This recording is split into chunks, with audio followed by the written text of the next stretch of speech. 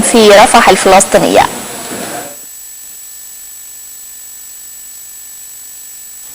لم يجد حمام السلام مكانا في وطن السلام وبدا أنه غريب.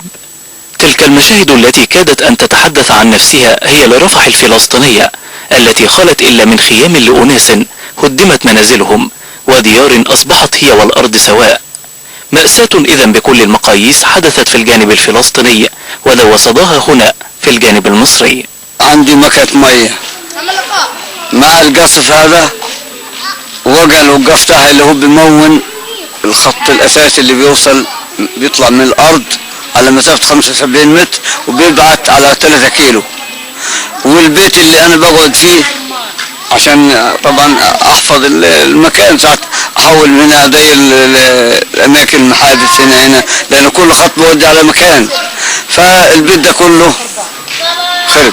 في الليل الأربعين بالليل الشبابيك تاعت القزاز اتكسروا وتاعت الخشب يفلت من البيبان والبيبان تفلت شوي منه، وعلى الحال هذا ما سدنا الحياة كلها. ليس هناك أجمل من الطفولة وبراءتها التي تسعى إسرائيل لاغتيالها يوما بعد يوم، فالأمان أصبح عولة نادرة والحياة أبسط شيء في الوجود أحاطت بها من كل جانب علامات استفهام. فجروا هنا دار وهنا الفجرة. وانتوا كنتوا بتعملوا ايه بقى؟ كنا بنمشي في البيوت بعيدين عن الدار وبنمشي والإزاز اتكسر وكله اتكسر وهي عليها صجاية. ماما نحكي لك مشان نوصف لك اللي بنشوفه اساسا. العيال اما يكون في البيوت ما حدش بيعرف في قصف وفجأة يصير في قصف بيشوفوا النار وضرب الصواريخ قدام عينيهم بنهاروا يعني، ومعظم الحريم يعني تعبوا خالص من موضوع ضرب النار والصواريخ يعني.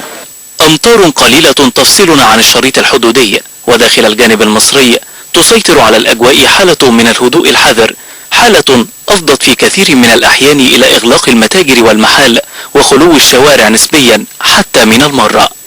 داخل رفح الفلسطينية ليس هناك أكثر من دمار وركام وخراب وأمهات ثكالى وأطفال أيتام وذكريات لم تجد من يتذكرها. أما في رفح المصرية فما زال جرح المصريين ينزف لما أصاب إخوانهم الذين كانوا وما زالوا يربطهم نفس المصير، فحياة الغزيين شبه متوقفة إكلينيكيا وتحتاج ليس فقط إلى عناية مركزة وإنما تحتاج إلى معجزة. هشام عاصي، النيل، قناة مصر الإخبارية، رفح المصرية. تختتم اليوم فعاليات